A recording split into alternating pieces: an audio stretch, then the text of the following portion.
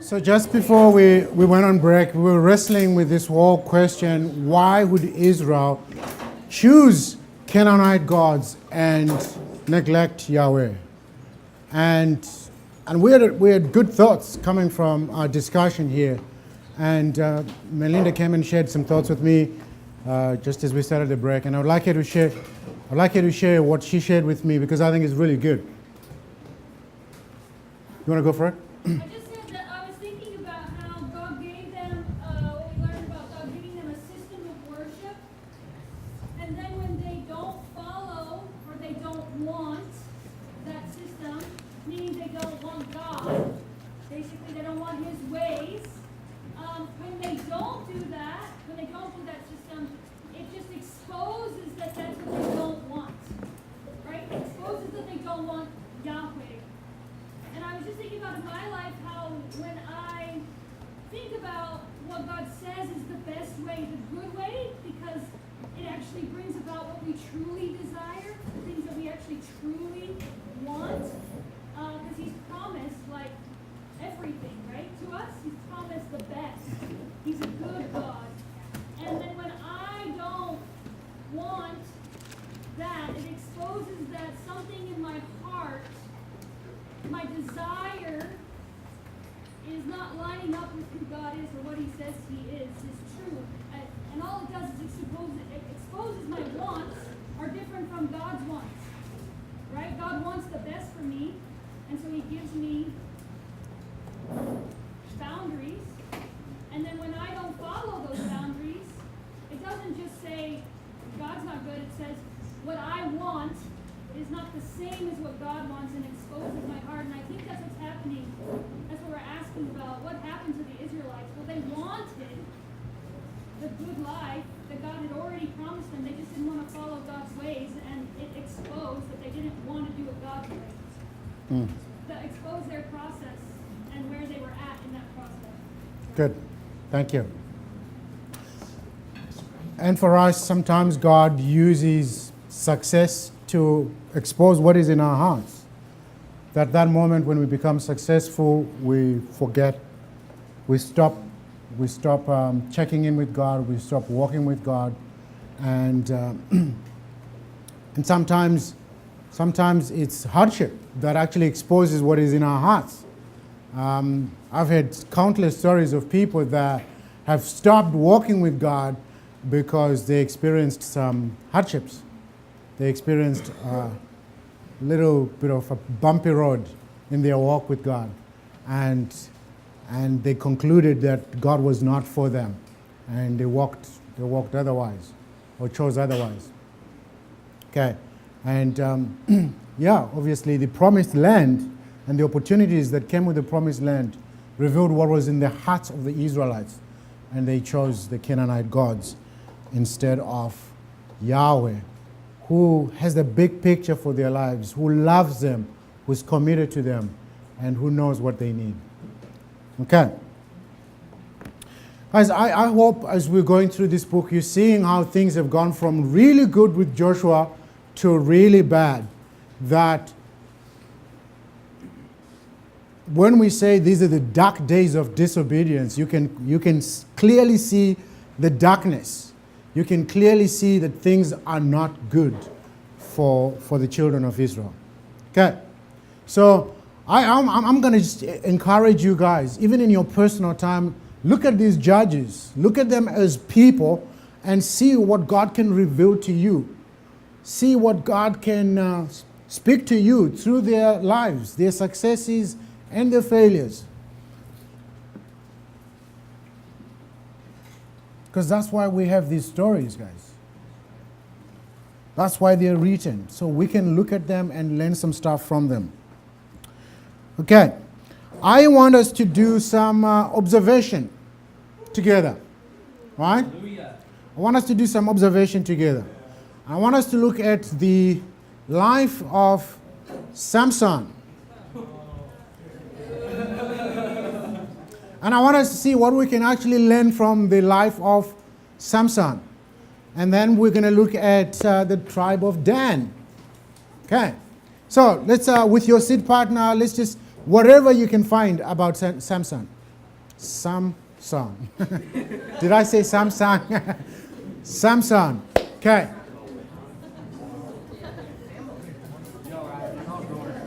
Don't talk about Samsung. Talk about Samson.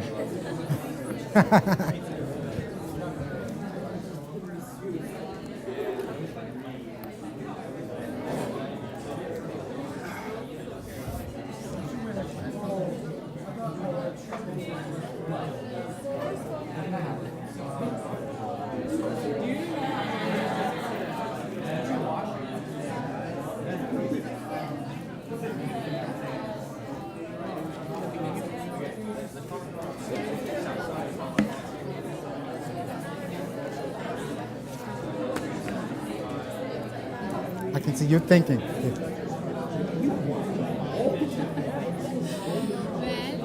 When Ghana controlled the Israelites, the Israelites had a heart attack.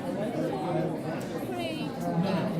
The Israelites, So it was the text that says, and they cried out to God. yeah, So it was cry out to God. Yeah. it was the whole nation. The whole nation, obviously led by some people.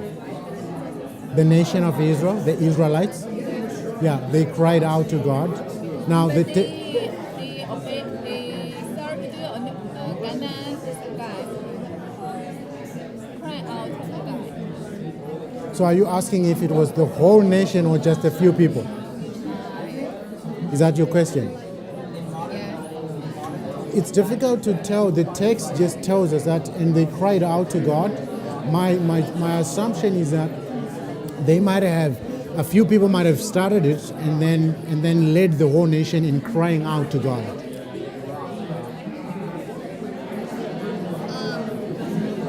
조금 사람들 they started and then 다 같이 Okay. Okay.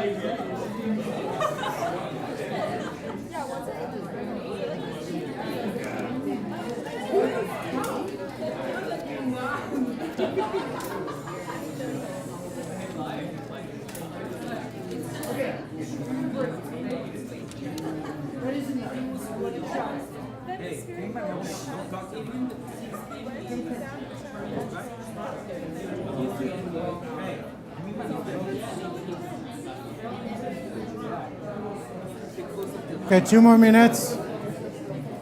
2 more minutes.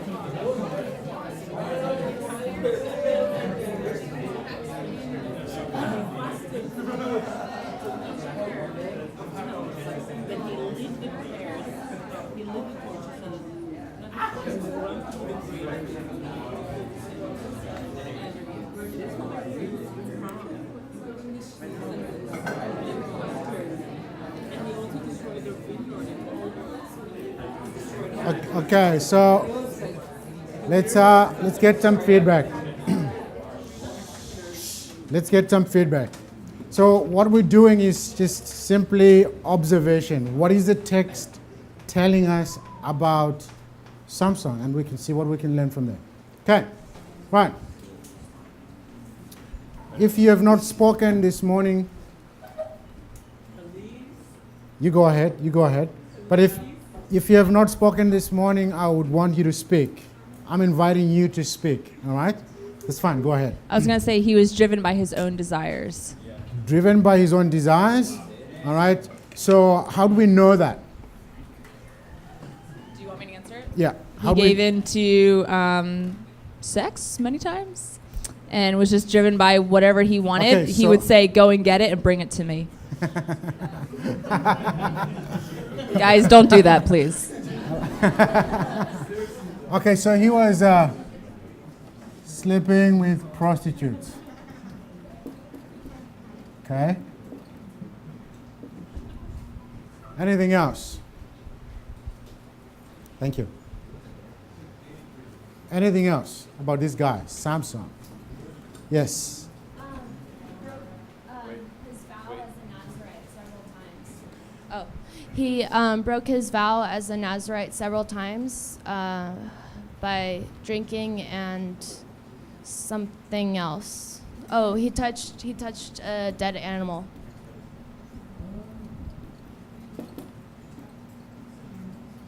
Does everybody understand the Nazarite vow? Okay. Good. Thank you. Anybody else?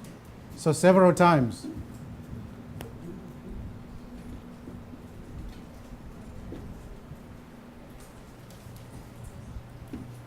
What else?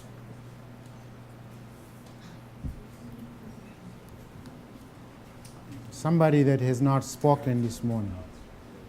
I really want to hear from you. Do we have a microphone this side?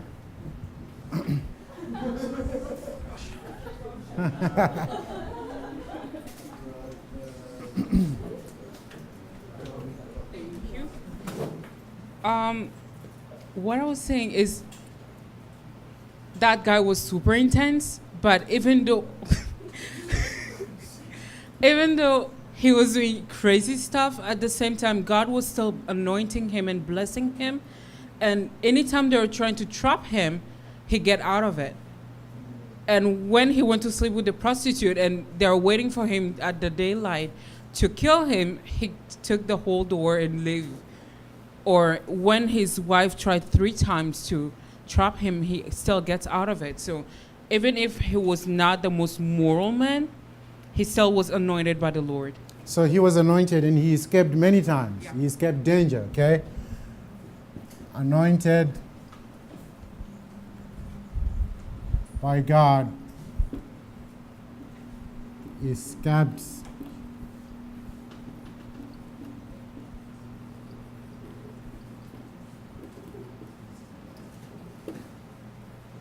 there was a hand somewhere here. Was your hand up? Oh, yeah. Okay. He's easily angered and seeks revenge most of the time.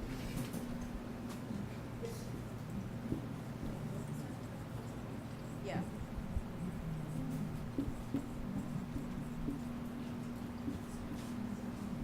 Okay, thank you.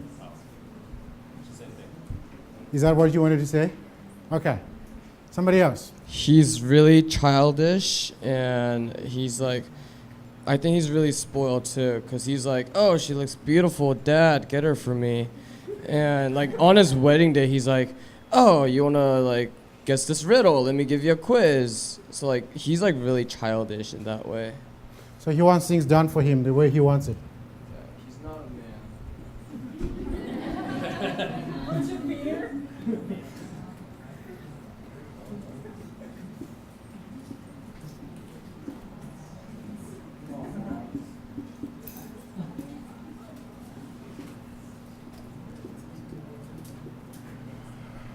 Yes. He's a sucker for the ladies and just wants to tell them whatever to please them because he thinks they're beautiful. So he thinks they're beautiful. Yep. Okay. Okay. Yeah, I really think like he was seeking comfort from the woman's Uh-huh. instead of like going for God for it. And in a way, I guess he has kind of like a sensitive heart, I guess, because of that.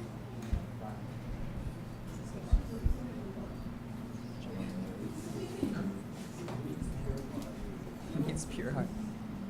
I think at the end of his life, he's super selfish. His final prayer is all about himself.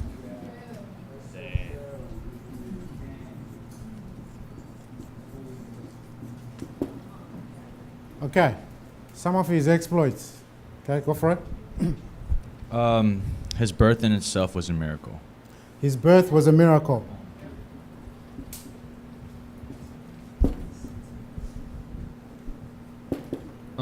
I don't know if this is the right observation, but I saw the birth and the death of Samson as a parallelism of Jesus Christ. Not Samson himself, but the angel of the Lord coming and telling the parents that he will be the savior of the Israelites from the Philistines, and his death, he dies with the Philistines in order so that the Israelites might have freedom. Yeah. It's just kind of like that savior kind of a thing.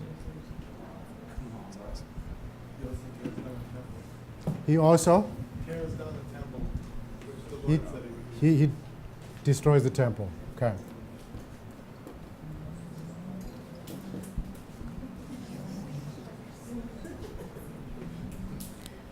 So most people would actually draw that parallel, the story of Samson, with Jesus being born and delivering people. Okay. Let's have one more.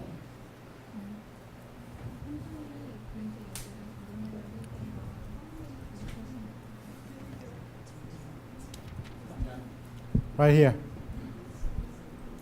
All these different like observations have kind of pointed to the thing that his personality is super volatile, and that his emotions get swayed super easily, and that makes him do crazy things, makes him do awesome things for the Lord, and then sometimes it also makes him super gullible to people around him. So you notice that he's like super swayed and super influenced by the people that he's surrounded by, and he just lets himself get carried off with whatever's happening in the moment. He doesn't necessarily pull a situation a certain direction, but he just goes with the flow. And then, but that sometimes works out when he's going with the Lord, but then it also works out terribly when he's going with Delilah. And then he kills 1,000 people, which is cool. Okay, so go for it. He's strong. He's what? He's strong, yes. Good. Good observations. He is strong. Now, have you noticed that of all the judges, he's the one who came a little bit different? Okay? Have you asked yourself why? He came in a little bit different. I mean, God, for how long had the Philistines oppressed Israel? 40 years. And God knows his people are in trouble. But he doesn't raise a judge like he's done previously, where he's used a warrior like Ehud or Othniel or Shamgar. He doesn't do that. But he gets Samuel being born as a baby. God, it's been 40 years. And we have to wait for Samson to be born, to grow up, be a teenager, be a man, so he can deliver Israel. What do you think God did that? What do you think is going on in the heart of God, in the mind of God, doing it that way?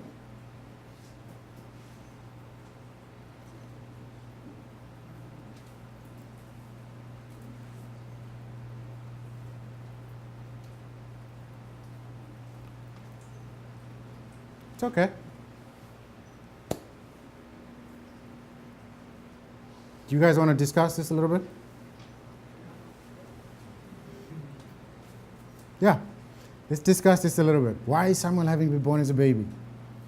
Any thoughts?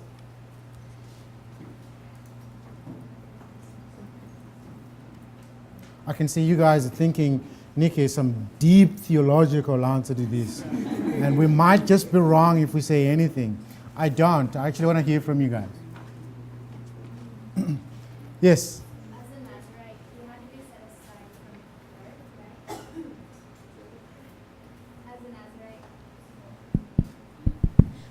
Didn't he have to be set aside from birth as a Nazarite? So abstain from these things from the time he came into the world? Yes. Okay, so she's saying as a Nazarite, he had to be set aside from birth. Okay? Good thought. Anything else?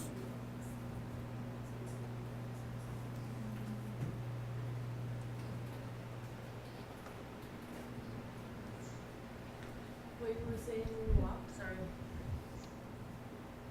Was she saying something? We can get feedback from you, and then we'll come to I was just saying how you you were mentioning the parallel between Jesus and he was born and they had to wait for him to. Okay. So just pointing to the parallel to Jesus. Okay? Is that what? Do you have something different? Can I say in Korean and someone? You're very welcome. You can say it in Korean. 네. Yeah. 하나님께서 통역해 줄 수 있어요? Here. 예, 하나님께서 블레셋 사람 이스라엘 사람의 기도를 들으시고 블레셋을 치고 싶으셨어요. 하나님이 블레셋 사람들을 예, 그러니까 예 치고 싶으셨어요. Okay, so God wanted to punish the Philistines 하지만 사람이 없어서 because there was no man. 예, 마노아에게 아이를 주셨던 거고 그 아이를 좀 더 구별해서 키우고 싶으셨던 것 같아요. I think God wanted to give a child to Manoah and for him to raise up that child because there was no other. 예, 그러니까 삼손이 이 블레셋 여자를 좋아했던 것도 하나님께서 그 일을 통해서 블레셋을 치고 싶으셨다라는 얘기가 있거든요. Because there is a passage in there where God used Samson to punish the Philistines through that relationship with the Philistine woman. 잘은 모르겠지만 삼손이 예쁜 여자를 좋아했던 것 같은데 그것마저도 하나님께서는 사용하셔서 블레셋 사람들을 치신 것 같아요. I'm not sure. It looks like Samson really liked pretty girls, but even that God used to use it against the Philistines. Thank you. Thank you. All right, I will answer I will ask a secondary question. When we look at the fact that Samson has to be born as a baby and grow up to deliver the children of Israel. What does this show us about God? What does it say about God? Because the Israelites are in trouble. Right? God is patient. Sorry? He's got a plan. He's got a plan. His timing is better than our own. What else?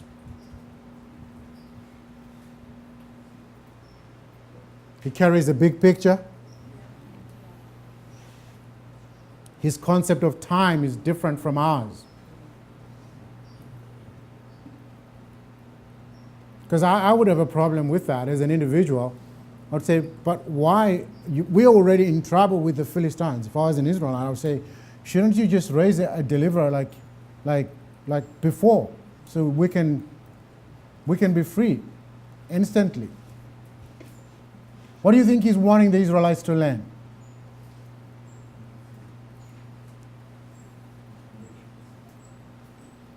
Patience. He's wanting them to learn patience. Yes? How to do life with him. Learn from their mistakes. But sin is costly. They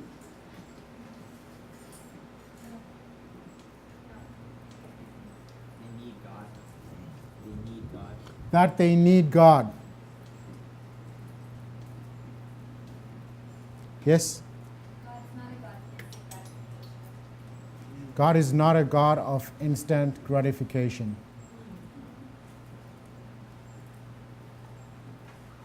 Good. I wanted us to pause here and just observe and think about these things, because as we think about these things, we actually get to learn a lot more about that individual, but also about what God is doing.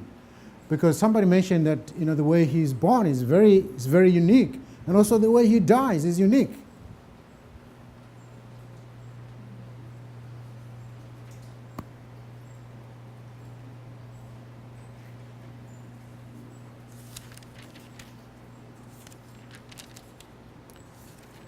And sometimes God allows him to actually punish. He allows his weakness to work, to work for him and to work for the Israelites. Because the first thing he says, look, I have seen a woman, get her for me. And he doesn't get the woman, and he goes for them, and he punishes the Philistines and all that. And God, I think what God is doing here is he's showing the Israelites that sin is costly, that he will raise a deliverer in the time frame that he wants and the time frame that he sets for them, and that is a jealous God. He wants them to desire him. He wants them to worship him. Okay, so what are some of the things that we can apply from this man's life? Yes. No matter how bad your characters are, there's no way you could get out of God's redemptive plan. Man, there's nobody that can go far from the grace of God, or there's nobody who's beyond the grace of God, no matter what your weaknesses are. Okay? What about the whole issue of just the devotion and the commitment being set aside to God? Because that's what Samson was supposed to be. Totally devoted to God, set aside for God. How can we apply that?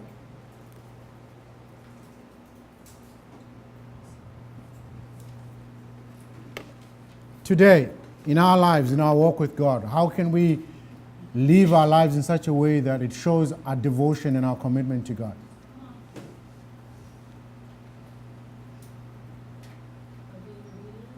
By being obedient.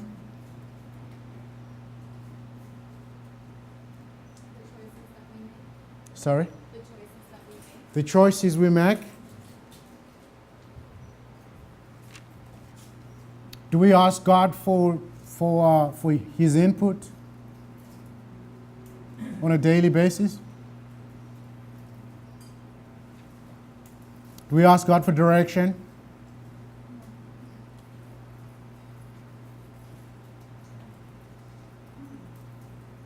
I know with this one there's always a wrestle, but God has given us brains to think. Yes, we can think and make decisions. But in our making decisions, we can always submit those before God to get His input so that we are on track, right?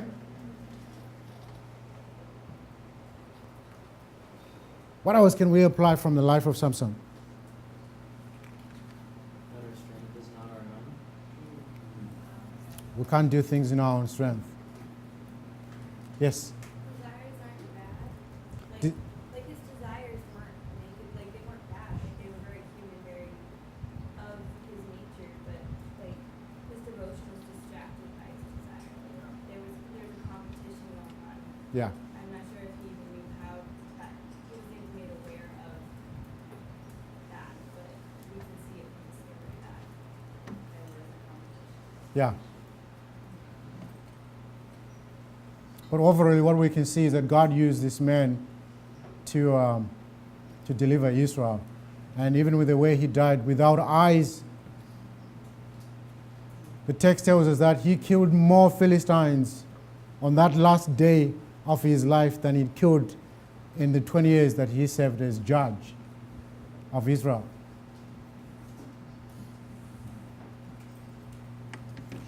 You would think after the first cycle, Israel would say, look, we've learnt our lessons. But it takes 5 more cycles, and they still don't get it.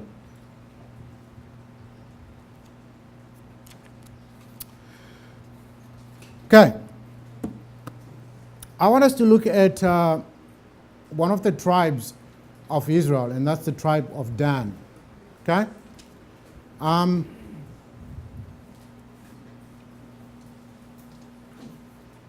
You guys won't be able to see. So we see the tribe of Dan, God's land. Where's Dan? Down here. They get land down here, somewhere here, okay?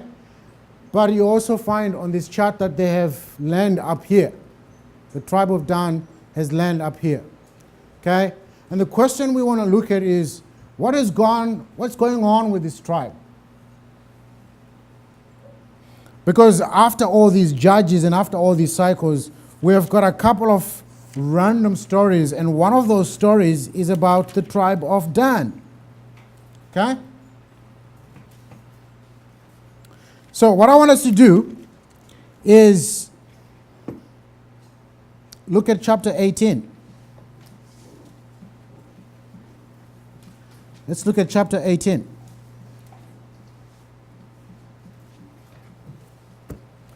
And I want us to discuss this as well with our sit partner. What can we learn? What observations can we pull out of this?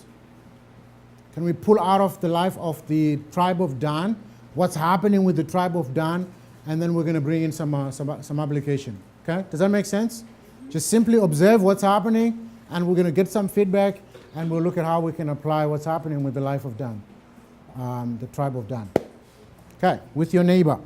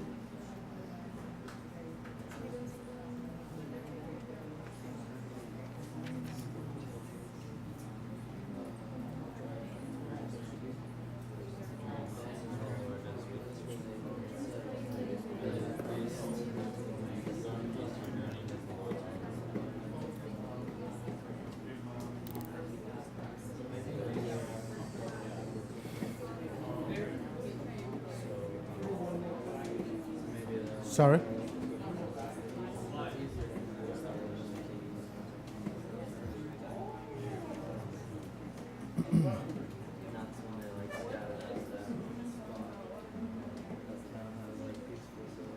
Here is the story of this Levite. I don't know his name anymore. This Levite was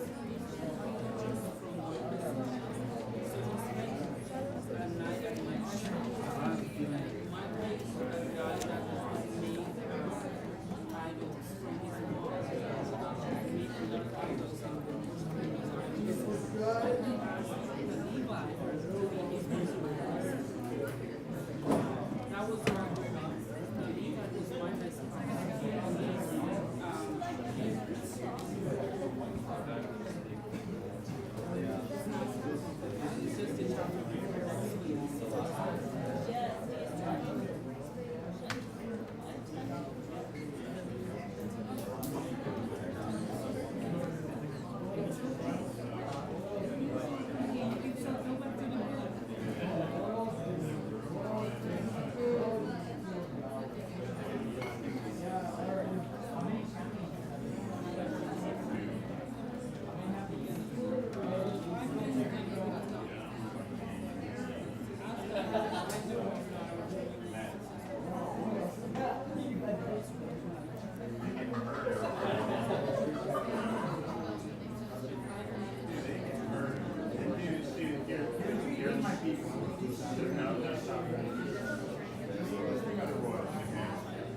They win, right? And next season they come out and they change the lettering to gold, bro. They're so freaking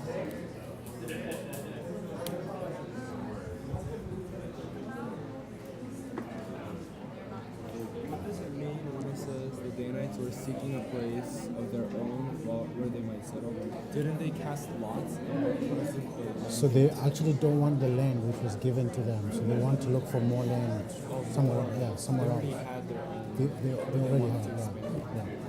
Because the system of lots provided land for all the tribes, but they, so they just,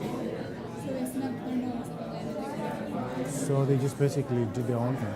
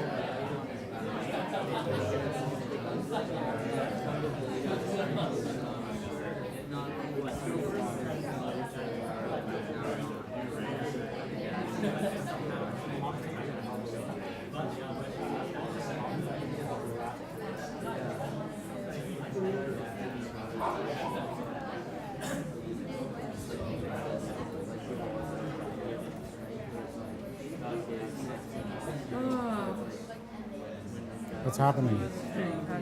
Meanwhile, the priest was sitting at the gate with the 600 armed. Priest saw the men carrying all the sacred objects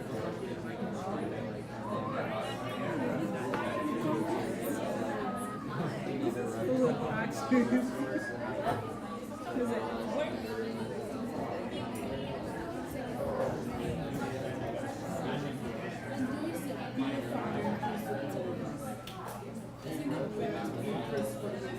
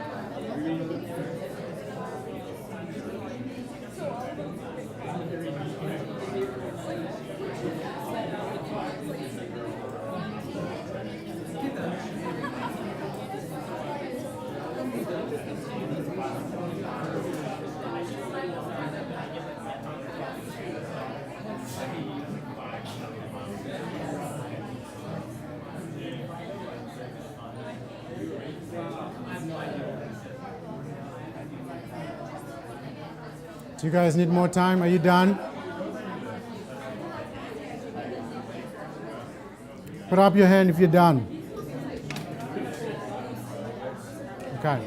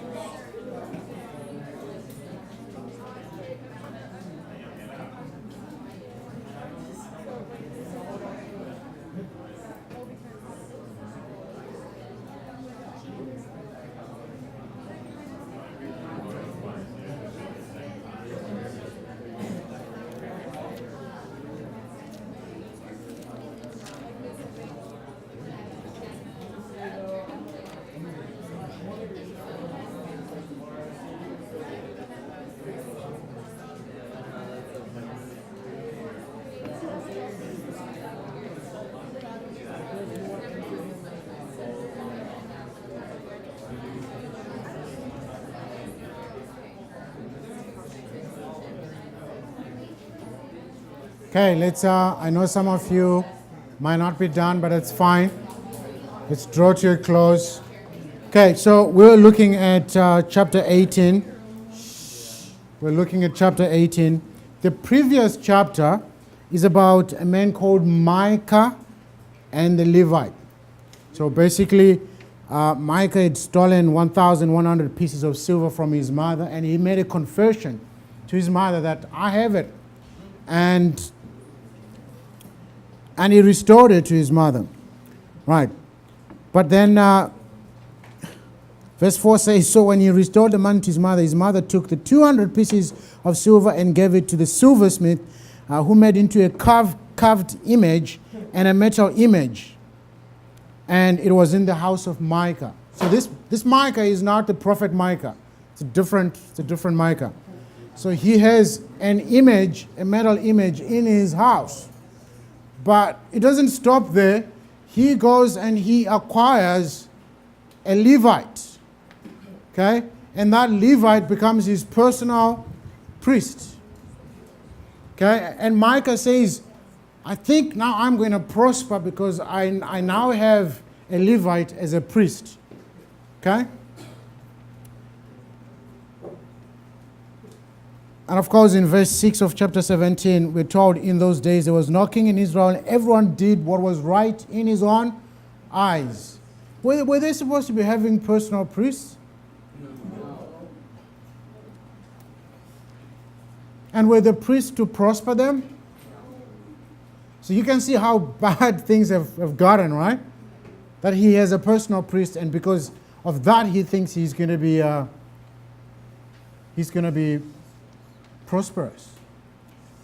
So that's the story we have before chapter 18. So give me what you've been able to find from chapter 18. Observations.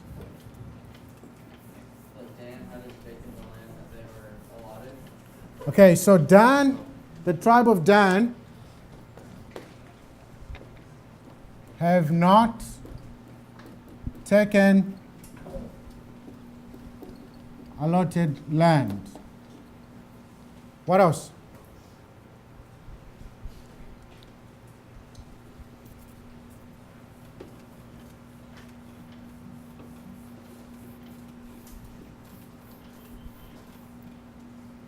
What else did you find? Observation. It's in the text. They sent out scouts to look. Okay, they sent out scouts to go and look for another option. Uh-huh.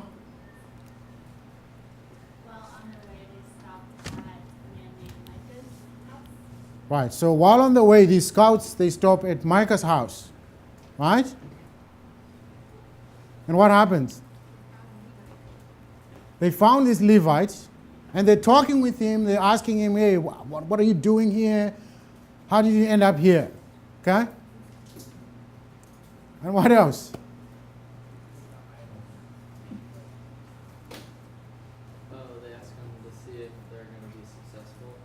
Yes, so they ask for this Levite to say something about the journey. Are they going to be successful or not? And what did the Levite say? God, the Lord is with you. Okay? So these scouts, they go and they go up and they find these unsuspecting people. They're living in peace. Okay? And they live in a place of their own. Okay? They don't have any close neighbors, but it's a peaceful place, a peaceful people. Right? So what do? They come back to their leaders and they say, look, there's a piece of land there that we can actually get. Okay? So how many men actually are tasked to go and right? And how many men are fighting men that eventually go and get the land? 600 men, okay? So with their families they go. Right. What happens this time is they come by the house of Micah.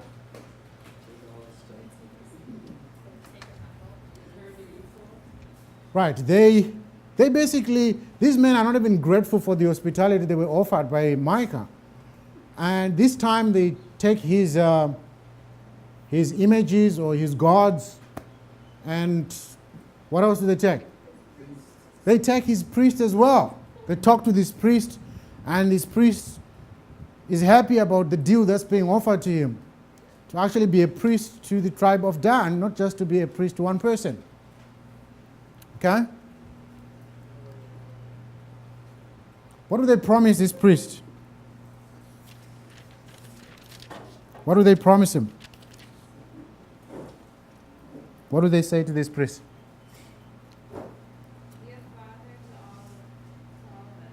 Be a father to all of us. And the priest is happy because he's being given some. How are priests supposed to live in the Old Testament, in the law of God?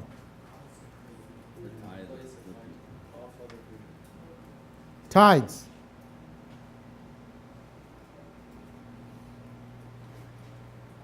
And how do you think this priest is living now? He's being offered jobs, he's being offered opportunities by individuals and by people because they are hungry. He needs a way to survive. What does that say about the nation of Israel? It's so broken down that they're not even honoring the requirements that God gave to them or the law that God gave to them. That you're supposed to give your tithe. That's how these people are supposed to live. So that shows you how broken this nation is now. Anyway, they go up as a tribe and they kill all these innocent people. They burn their town, their city, and they build it and they name it after their ancestor Dan. So this is why you have Dan here, and you also have Dan right at the top. Okay. What it means is that this land here, which was given by the casting of lots, God decided that this was land that Dan was supposed to have. But why are they moving upwards to find another land? Yes, they don't want war. They don't want to fight and claim their land. They don't want to take responsibility for their land. Do you know what they could have done with this land here? They could have fought and even fought the Philistines. In fact, it was now Judah who went and fought and reclaimed this. We read in Joshua that Gaza was not taken, Ashdod was not taken, but Judah actually did that. They could have had an economy from the sea, from the Mediterranean Sea, as a people. And they were not a large tribe, so this land was enough for them, but they could have also used or utilized the sea for the economy. Ships, you name it. But they decide, we don't want this. This is too hard for us. We want something that's easy. And they go up there and they destroy people. They annihilate people. innocent people, peaceful people, in order to get land.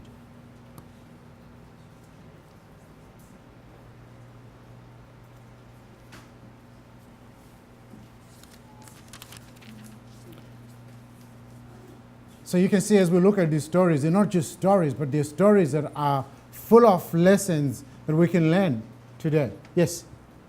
It just seems so clear in this chapter that how when they spiritually are adulterous, that in the next chapter they become physically adulterers. It just seems like they go so hand in hand. As soon as they move into idolatry in their heart, they out of relationship with God.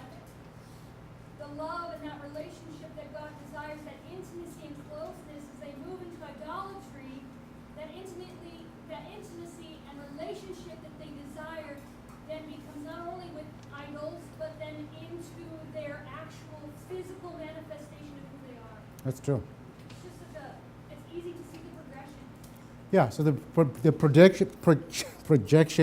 progression is your heart becomes cold. God is no longer at the center of that. And you start making your own decisions. You start making your own choices. Who knows where you end up? And basically, that's the story of these guys. Okay? The next chapter is about a Levite and his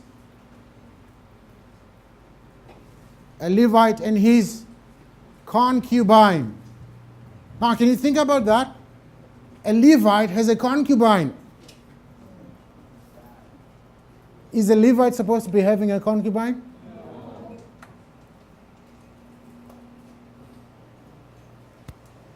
So what happens is that through this whole story of the Levite having a concubine, and the concubine dies, and the owner of the concubine then cuts the dead body into pieces, basically, and send it to the tribes of Israel. And that becomes a problem for the tribe of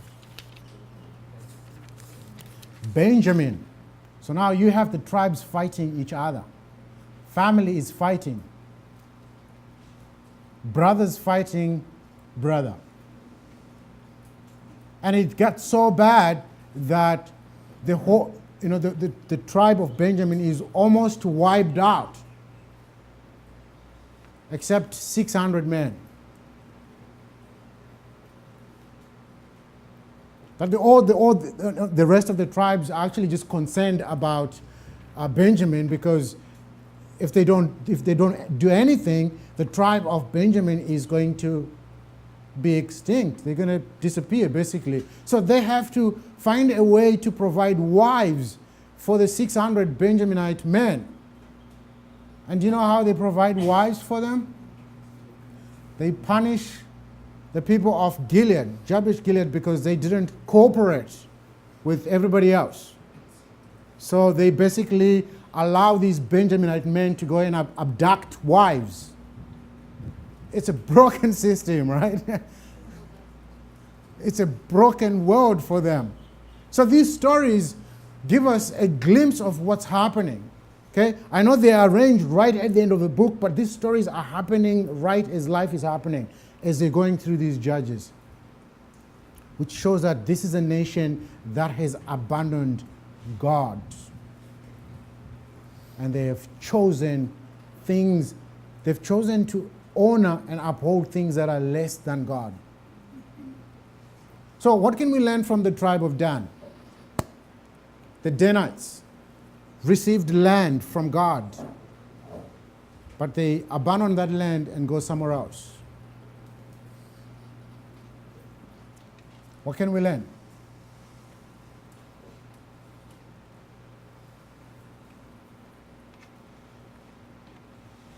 I see the importance of immediate obedience, because after all the families settled in Dan, it probably would have been hard to gear up their armies again and try to attack to the south to get the Philistines out. But if they would have entered the land and immediately claimed everything, then True. I think through the tribe of Dan, it also implies the importance of priesthood and our role as consecrated ones. because you see that in Micah's household, if the Levites were righteous and upright, they would have said something to him. And even in the case of Levi and his concubine, we see that the priesthood were not consecrated when they were supposed to be. So them being the priest, being the bridge between the fallen and God, they weren't doing their job, and that led to the fall of the whole Israel because they weren't doing their job. Amen. So this implies what we have to do for this world. Think with me about the Transjordan tribes, so the 2.5 tribes that took land on the eastern side of the Jordan. They were willing to go and help their brothers across the river, right? Which means there was partnership there. Can you imagine while they were there just fighting until all the land was taken, and that land was not theirs. That land was for their brothers, for the other tribes. Why couldn't the tribes of Israel have done the same thing after Joshua died to help each other actually push these enemies out and fight these enemies out? I think what has happened here, guys, is that the tribes have become so individualistic that they don't see themselves as a nation. They see themselves as this is just us. We do what we want to do. Because if they worked together, Dan would not have been in a situation where they would have wanted to go and find land somewhere else because they're scared of fighting these Philistines or fighting whoever was in the land, the Canaanites. They would have still be here. But Dan has become individualistic in their thinking, in their approach to life. I think when we lose a perspective of God, even our perspective, when we lose God's perspective, our own perspective becomes darkened and broken. Our ways become darkened and broken. Yes? So are you saying that the tribes could have worked together to overcome the Philistines rather than Dan thinking they have to do it themselves? Yeah. They could have worked together.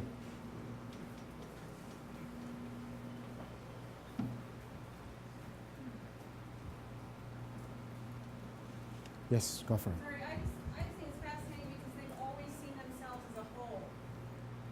And this is where we see that they don't identify themselves as a nation. As a nation. They separate themselves into groups. We are Gad, we are Dan, we, you know what I mean? Like, Yeah. you see that that's what's playing out, so it's division. The nation isn't a nation. They're starting to, so they don't come together to overcome because they don't associate themselves together anymore. And I think that's what you're like. Yeah, and it's weakened them, yeah. Which actually is their identity has been lost in part. They know they're God's people, but then they're not, and then it just kind of progressively walks away from how God called them and their identity of them, and then they, yeah. Even the Levite, they're lost. Yeah. They're completely lost. They don't even know their purpose and what they're supposed to be doing. So anyway, it just highlights the loss. Good, thank you. Thank you. So even when they get to this land here, when they get to the land here at the top, they still have the images or the metal stuff they've stolen, these gods. They have them and they're worshiping them. And they have the Levite. Okay? So if you follow the story, that actually becomes the center of idolatry. Years later, when this kingdom split, and Dan is right there, that becomes a center for idolatry. And how did that start? That started by not acknowledging this is how God is leading us. Because that's how God was leading them, by giving them land there. So I want to just challenge us, guys, and hopefully inspire us towards, don't become individualistic even in your calling, in your life. You need others. You need other people. I know some of us come from cultures where we've been taught from very young ages that you are an individual, and that's biblical. But we gotta embrace that with the understanding that we also need others. Amen? We need others. I know this is very difficult for some people to actually confess that I need you.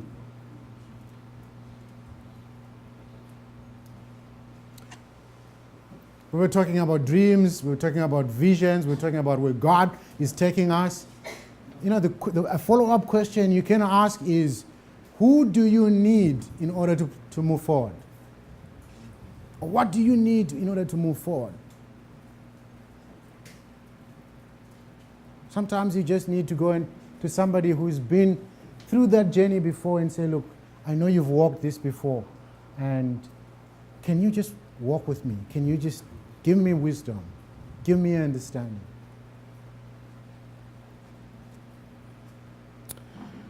I think there are many things we can learn, guys, but I just wanted to pull out these observations from Dan and from these Levites and from what's happening to show that, look, things don't have to be this way, but they were this way because these guys abandoned God and chose something that's less than God. Right, let's look at Israel. I want you to imagine Israel at the end of this sixth cycle,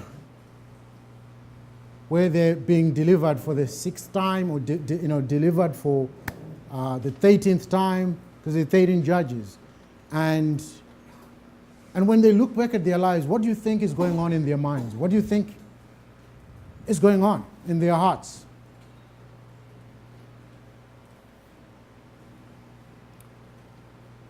I think they know that they've gone through life, they've gone through stuff, and they've messed up, and they can't do much about it. They can't change it. It's already happened. They've messed up. They can only learn from it if they choose to, but they can't change it.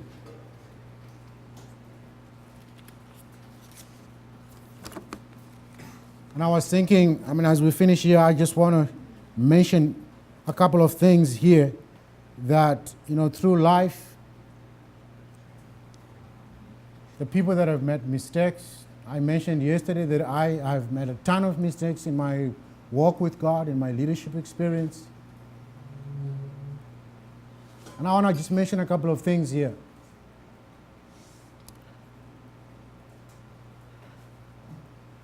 I know people that have been trapped into this whole lie of, or the issue of pornography. And that led to alcohol abuse. That led to wife and kids being affected as a result of that lifestyle. But through the intervention of God, they have been saved from that lifestyle. So they're looking backwards, and they're looking at life from a different perspective. All they can say is, guys, I have lived that life. Do not live that way. Don't do it.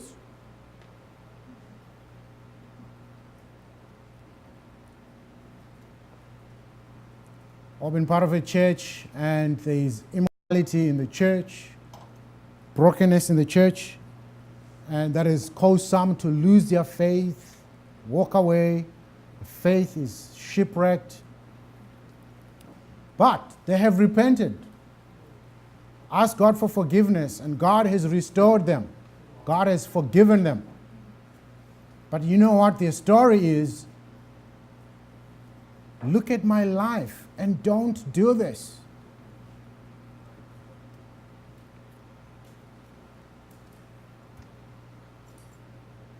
I've interacted with women that have come from really difficult backgrounds, difficult circumstances, and those circumstances have led them into sex, into drinking, but they've come out of it and they've been restored. Their identity as women have been restored, and they're standing strong now. But you know what? They have a history. They have life and they can stand on this other end of life and say, you know, I went through all that. And that's not the way to live life. So these people beg us to listen to them, so we do not have to make the same mistakes again. So I don't know what it is that we struggle with, what it is that we're grappling with. There's a way out, guys. There's a way to walk out of it.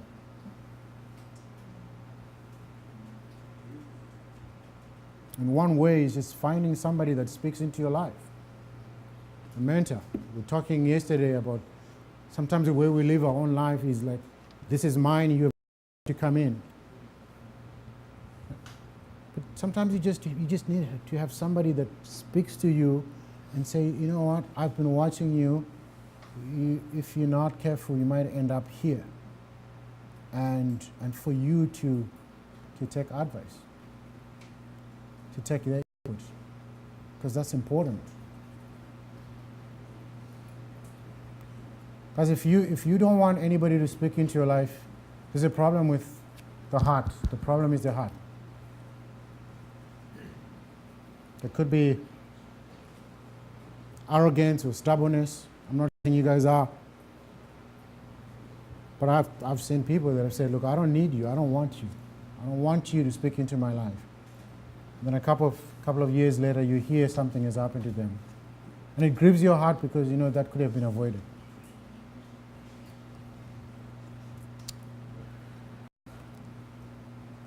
The other thing I want to mention is Israel failed to eliminate the spiritual threat. And with the Canaanites, with their influence, it just helped to alienate their hearts against God. Guarding against things that affect our spiritual life. We've got to watch out for those things that want to mess up with our spiritual life. What are they?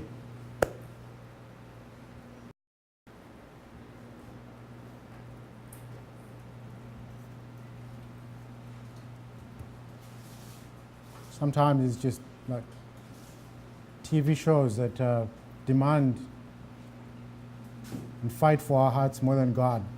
Like I want to have time with God. I want to read my Bible, but I just feel like I want to sit down and just watch TV. I want to do that. I don't know, but you gotta identify stuff for yourself and say these are my spiritual enemies. These are the things that are contending for my heart, and I want to just address them, and I want to stop here and make sure that they do not affect me. What does Proverbs 4 say? I think it's verse 22, verse 23. It says, guard your heart with all diligence, for out of it flows issues of life.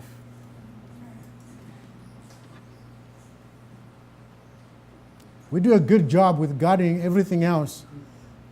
You know, we have safes that people don't steal stuff from us. We have alarm systems. We have all kinds of things that we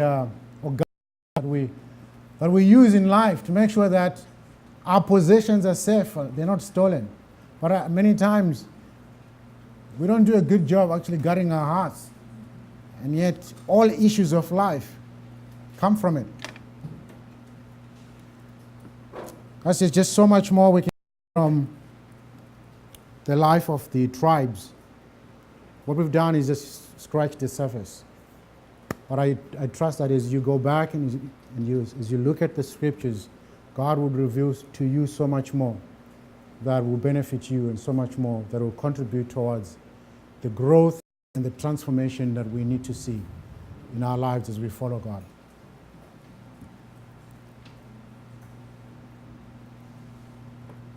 Can we have maybe 2 or 3 people just pray? Whatever it is that you feel is in your heart to pray.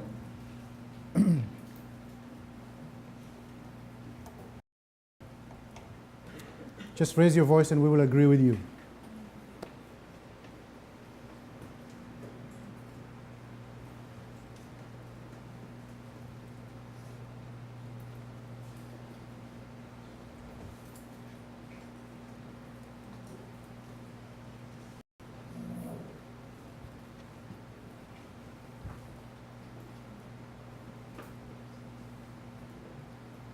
And feel free to pray in your language, your mother tongue.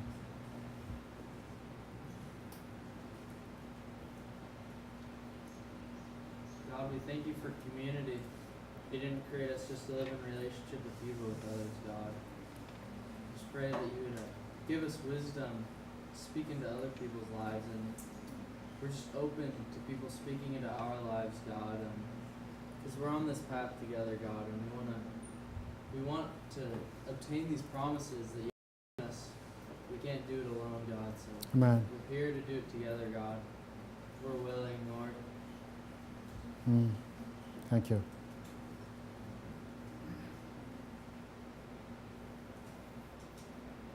Jesus, we want to live in this calling you have put in our lives. We want to be set apart from others. We want to be set apart and believe in you, Jesus.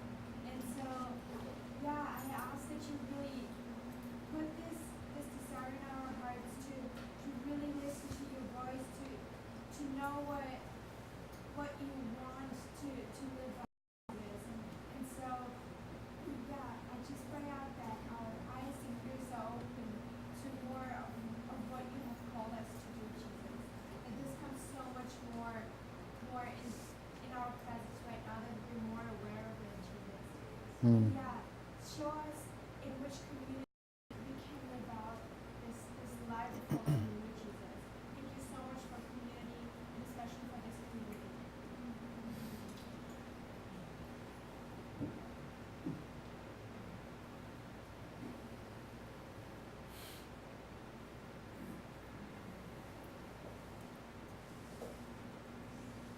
Yeah, God, I just pray that we would walk in such a fear of the Lord and reverence for you, God. Lord, that we would hate sin because, God, it breaks your heart. Amen. Lord, I pray that we would be a class that wouldn't continue in old patterns or be a generation that would continue to walk in old patterns as Scripture has shown us. But, God, that we would turn. God, that we would repent. God, that we would take up our cross. Lord, I pray that we would walk out in such spiritual disciplines, God. Spiritual disciplines, God, that we wouldn't allow an ounce of gray area in our lives, God. Jesus, I pray that you would teach us, God. God, would you reveal Holy Spirit to us, God, in times of temptation, in big things and small things. God, would you walk with us? God, we invite your accountability. We invite your discipline, God. Amen. And we thank you for this community that calls us higher. We pray against arrogance, we pray against pride, and we welcome leadership to lead us and to guide us. And we submit to you once again, Holy Spirit. We say, teach us that we would not replicate old patterns. Set us apart, God. We love you, Lord. Amen. Lord, we love you so much. We want to be known as a generation that walked with God.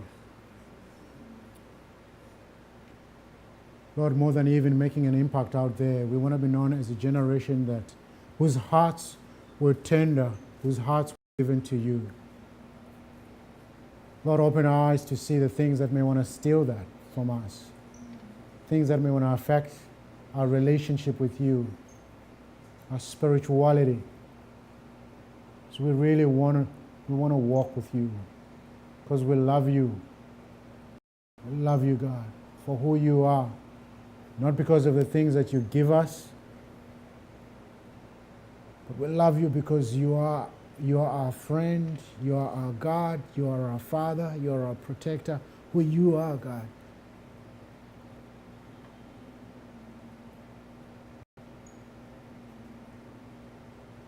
Thank you for your faithfulness to us, God. That even in times when we are not faithful to you, you remain faithful to us. What an amazing God, who's worthy to be worshipped by all nations, worthy to be honored. And this afternoon, Lord, we just praise you and we honor you and we worship you. Amen. Amen. Thank you, guys.